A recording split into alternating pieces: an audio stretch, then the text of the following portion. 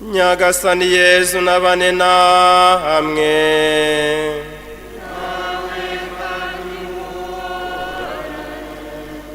Amagambo yo mu Ivanjiri ntagatifu uko yanditswe na Matayo.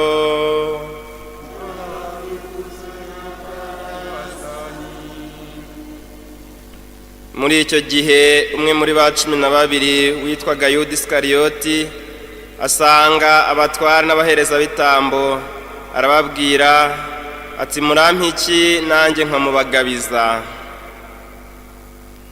Bamubarira ibiceri 30 bya feza. Kuva icyo gihe atangira gushaka uburyo buboneye bwo kumutanga.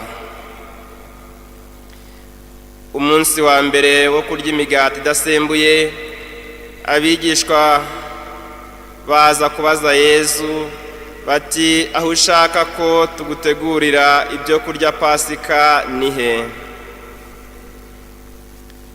Ati nimujye mu murwa kwa kanaka mumubwire muti umwigisha agutumyeho ngo igihe cyanjye kiregereje, ndashaka kurira Pasika iwawe ndi kumwe n'abigishwa banjye.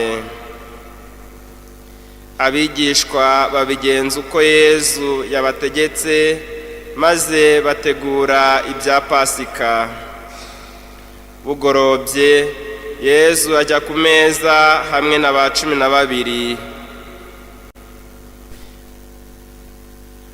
Nuko rero igihe bafungura aravuga ati ndababwira ukuri, umwe muri mwe agiye kungambanira. Birabababaza cyane, batangira kumubaza umwe bati mbese yaba ari njye Nyagasani? Arabasubiza ati uwo duhurije intoki ku mbehe niwe ugiye kungambanira. Koko umwana w'umuntu aragiye nk'uko ibyanditswe bibivuga. Ariko rero hagowe uwo muntu wemeye kugambanira umwana w'umuntu. Icyari kuba cyiza nuko uwo muntu aba ataravutse. Yuda umugambanyi nawe aramubaza ati aho ntiyaba ari njye mwigisha?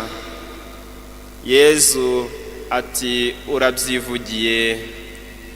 Iyo ni Ivanjiri ntagatifu.